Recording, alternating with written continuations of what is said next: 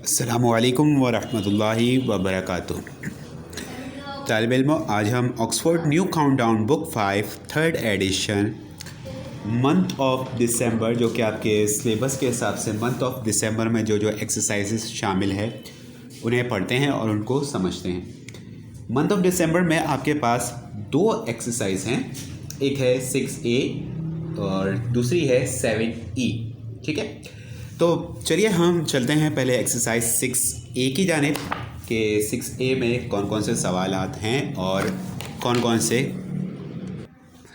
तो हम यहाँ पे आ गए हैं एक्सरसाइज 6A पे। हम यहाँ पर देखते हैं कि कौन कौन से क्वेश्चन हैं जो आपके मंथ ऑफ दिसंबर में शामिल है इस एक्सरसाइज में और कौन कौन से वर्ड प्रॉब्लम्स है। ठीक है, पहला क्वेश्चन है हर एक्सरसाइज की तरह यहाँ पे भी फिल इन द ब्लैंक्स का। ठीक है, तो फिल इन द ब्लैंक्स में डायरेक्टली सॉल्व करवा रहा हूँ आपको। यहाँ पे वैल्यू लिखी हुई है, मैं डायरेक्टली बता रहा हूँ आपको कि आने वाले क्वेश्चंस में आपको पता चलता रहेगा ये वैल्यू किस तरह हुई है। ठीक है, फिल इन द ब्लैंक्स पे चलते हैं।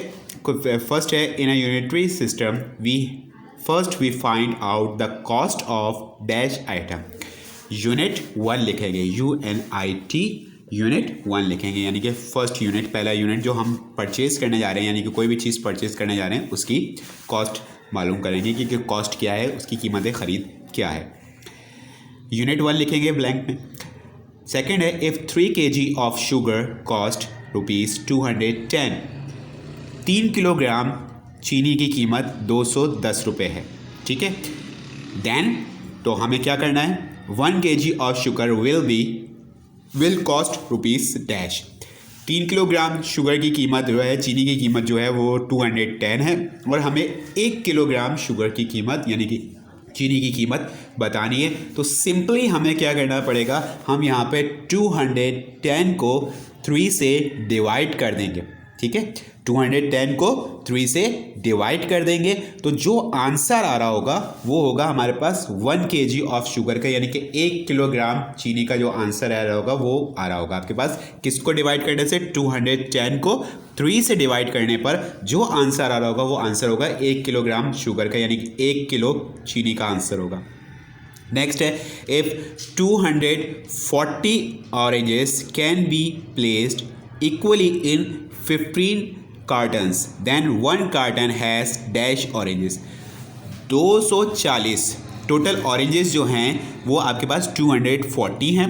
उन 240 ऑरेंजेस को 15 अलग अलग कार्टन्स में आपने बराबर बराबर रखना है, यानी कि एक कार्टन में जितने ऑरेंज होंगे दूसरे में भी उतने ही होने चाहिए, तीसरे में भी उतने ही होने चाहिए। तो यहाँ पर आपने क्या करना है, 240 को डिवाइड कर देना है, किससे, 15 से डिवाइड कर देना है। तो आपके पास जो आंसर आ रहा होगा वो आपको इस बात का इसको जाहिर कर रहा होगा कि आपने एक कार्टन में कितने ऑरेंजेस रखने हैं। ठीक है, करना क्या होगा, 240 को 15 से डिवाइड करना होगा, तो जो आंसर आ रहा होगा वो एक कार्टन के ऑरेंजेस का होगा।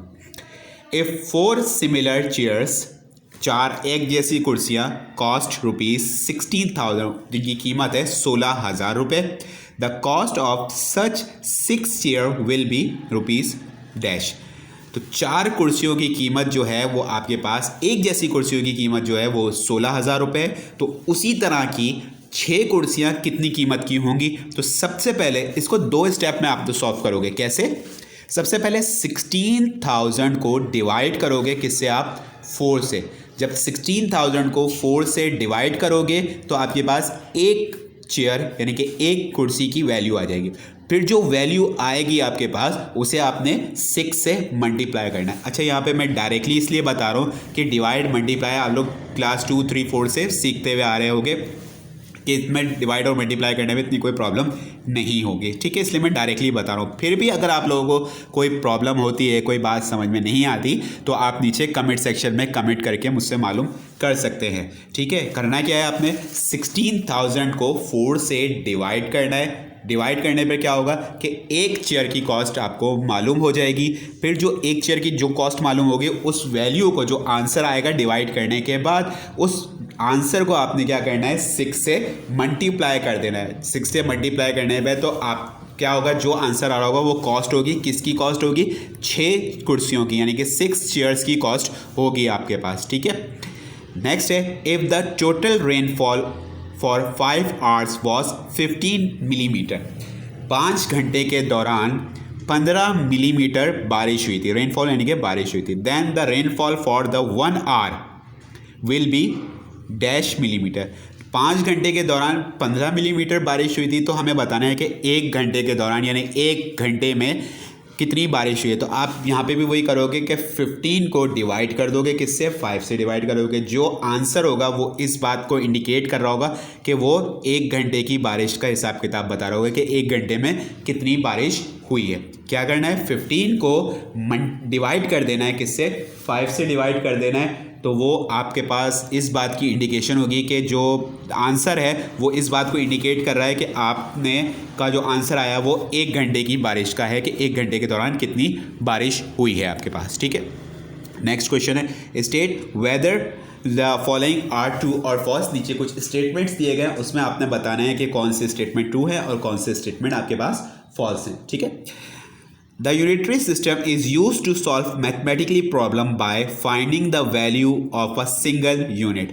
किसी भी यूनिट की हम सिंगल यूनिट की वैल्यू मालूम करते हुए यूनिटरी मेथड से हम मैथमेटिकली उसकी प्रॉब्लम्स को सॉल्व कर सकते हैं। ये स्टेटमेंट ट्रू है। The word unitary is taking from the word unit which means more than one. The unitary word जो है वो कौन से वर्ड से ड्राइव किया गया, कौन से वर्ड से लिया गया है, यूनिट के वर्ड से लिया गया, जिसका मतलब होता है एक से ज़्यादा, जो कि गलत है। यूनिट का मतलब होता है सिर्फ एक, यानी कि सिंगल, या उर्दू में उसे आप एक या वाहिद कहते हैं। ठीक है, तो ये स्टेटमेंट गलत है क्योंकि ये एक से ज़्यादा की बात कर रहे हैं इसमें यहाँ पे। The unitary method is mostly used in selling और परचेजिंग गुड्स। ज़्यादातर यूनिटरी मेथड जो होता है वो कहाँ पर यूज़ किया जाता है, कि ख़रीदारी के लिए, किसी भी सामान की ख़रीदारी के लिए, ख़रीदने के लिए, या फिर उसको बेचने के लिए, सेलिंग और परचेजिंग के लिए। स्टेटमेंट ट्रू है। If the cost of 6 glasses is ₹600 then the cost of 8 glasses will be ₹4800। 6 गिलास की कीमत जो है वो है 6 गिलास की कीमत जो है वो 600 रुपये है। तो ये बोल रहे हैं कि 8 गिलास की कीमत 4800 रुपये हो जाएगी। इतनी ज़्यादा नहीं होगी क्योंकि 6 गिलास जो हैं वो 600 रुपये के। इट्स मीन कि एक गिलास जो है वो आपके पास 100 रुपीज़ का, तो 8 गिलास 800 के होंगे, नॉट फॉर 4800 के। तो इस हिसाब से ये स्टेटमेंट जो है वो आपकी गलत है। If 1 kg of rice cost ₹150, 1 kilo चावल की कीमत जो यहाँ पर बताई जा रही है वो है 150। The cost of 3.5 kg will be ₹525। तो 3.5 kg जो राइस होंगे वो कितने के होंगे, वो होंगे 525 रुपीज़ के। ये स्टेटमेंट आपकी ट्रू है।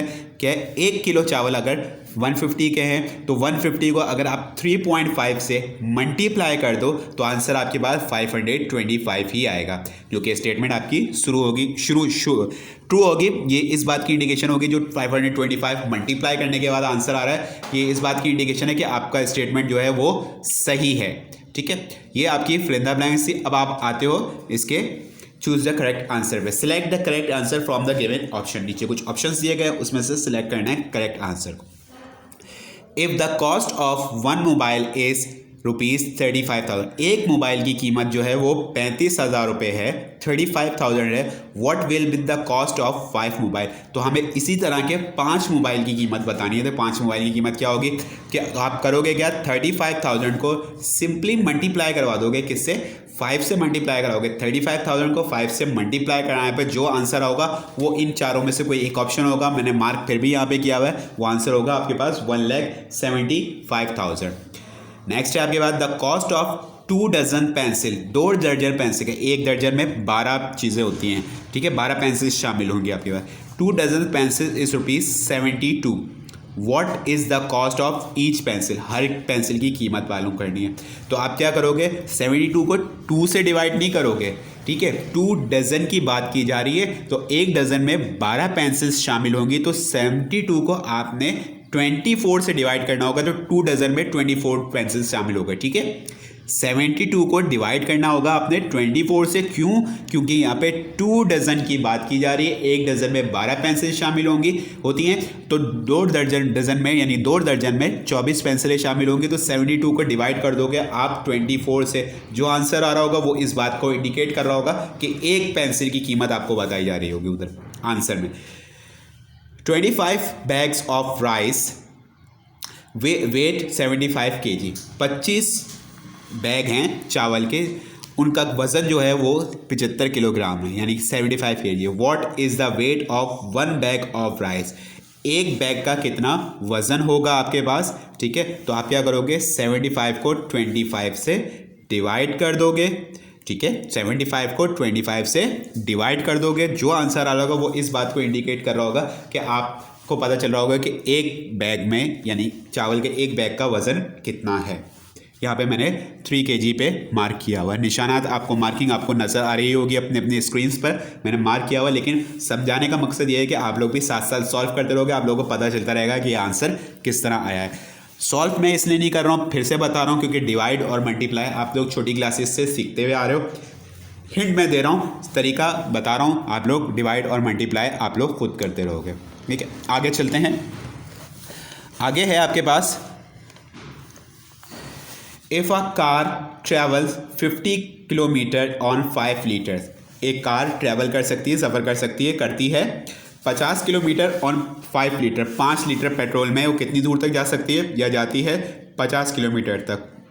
How far will it travel on 10 litres of petrol, तो 10 लीटर ऑफ पेट्रोल में कितनी दूर तक जाएगी या कितना सफ़र कर लेगी वो।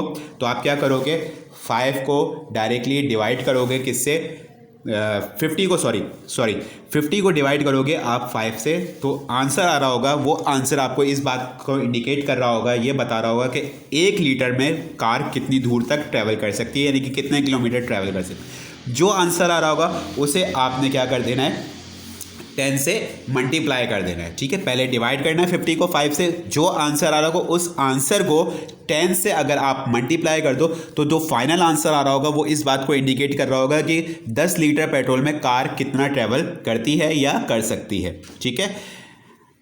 आगे है 31 litre ice cream 31 litre ice cream contains cost rupees 750, the cost of 1 container will be, ठीक है। कॉस्ट जो है वो टोटल है 750 और आपको बताना है 1 कंटेनर की कॉस्ट बतानी है, ठीक है। तो आप 750 को 31 से डिवाइड करोगे तो आपके पास फाइनल आंसर आ जाएगा। ये आपके चूज द करेक्ट आंसर थे। नेक्स्ट क्वेश्चन की तरफ चलते हैं, जो कि क्वेश्चन नंबर 4 है आपके पास, और वो है इस तरह, what is the cost of, 3 parts हैं इसके, वो तीनों पार्ट्स देखते हैं हम। What is the cost of, her part में इसकी कॉस्ट बतानी है। पहला पार्ट है आपके पास 3 बनानास एट ₹36 पर डज़न, 36 रुपीज़ का एक दर्जन, यानी कि एक डज़न में 12 बनाना यानी कि केले शामिल होंगे, ठीक है ना। उसकी टोटल कॉस्ट है 36 रुपीज़ एक दर्जन की, और आपने बताने कितने की है, सिर्फ 3 बनाने की कॉस्ट बतानी है। तो आप यहाँ पे मैं आपको सॉल्व करके बता रहा हूँ कि आप लोग सॉल्व किस तरह करोगे, ठीक है। तरीका वही रहेगा जो अभी तक हम लोग करते हुए आ रहे हैं, फिल इन द ब्लैंक्स या फिर MCQs वगैरह में, कि आपके पास 36 रुपीज़ के एक दर्जन बनाना है, एक दर्जन में 12 केले शामिल होंगे। तो आप क्या करोगे, 36 को 12 से डिवाइड करोगे, 12 3 36 हो जाएंगे, ठीक है। ये आ गया आपके पास 36 और 3 आंसर आया। अब इस 3 को, यानी कि एक बनाना की कीमत यानी कि कॉस्ट मालूम हो गई आपके पास 3 रुपीज़। अब इस 3 को मल्टीप्लाई कर दोगे, जितने बनाना आपकी कॉस्ट आपको मालूम करनी है। 3 रुपीज़ आया था, 3 रुपीज़ को 3 बनाना की कॉस्ट आपने मालूम करनी थी, जो कि क्वेश्चन में लिखी हुई थी। 3 multiply by 3 is equals to 9, यानी कि 3 बनाना की कीमत जो होगी वो रुपीज़ कितने रुपए हो जाएंगी, 9 रुपीज़ हो जाएगी आपके पास, ठीक है। इसी तरह इसका बी पार्ट है आपके पास 9 T shirts at ₹220 for 2। 9 T shirts की कीमत आपको मालूम करनी है और 2 टी शर्ट्स की कॉस्ट बताई गई है 220 रुपये, यानी कि 220 रुपीज़ बताई गई है। तो सबसे पहले आप क्या करोगे कि एक टी शर्ट की कॉस्ट मालूम करोगे। एक टी शर्ट की कॉस्ट मालूम करने के लिए क्या करना पड़ेगा, सबसे पहले आप 220 को डिवाइड कर दोगे, किससे, 2 से डिवाइड करोगे, 2 हो जाएंगे, 2 हो जाएंगे आपके पास, ठीक है, कैंसिल हो गया। और ये 0 जो छोटी क्लास से तरीका करते हुए आ रहे हैं हम लोग, इधर आ जाएगा, यानी कि एक शर्ट की कीमत आ गई आपके पास ₹110 ये एक शर्ट की कीमत आई है। और आपको टोटल 9 शर्ट्स की कीमत मालूम करनी है, तो 110 को आप अगेन मल्टीप्लाई करोगे किससे, 9 से, ठीक है। 9 0 0, 9 1 9 और 9 1 9, यानी कि 9 टी शर्ट्स की कीमत आ गई आपके पास ₹990, 990 रुपये की 9 टी शर्ट्स आ जाएंगी आपके पास। इसी तरह इसका पार्ट सी है, 2 मैंने सॉल्व किए, तीसरा आप लोग करोगे। कोई प्रॉब्लम होती है आप लोग नीचे कमेंट सेक्शन में मुझसे कमेंट करके पूछ सकते हो, ठीक है। यहाँ पे लिखा हुआ है 23 notebooks at ₹60 for 3। 23 notes book की कीमत मालूम करनी है आपने, और 3 नोटबुक्स जो हैं वो ₹60 की। तो सबसे पहले आप क्या करोगे, 60 को डिवाइड करोगे किससे, 3 से डिवाइड करोगे, तो एक नोटबुक की कीमत यानी कि कॉस्ट मालूम हो जाएगी।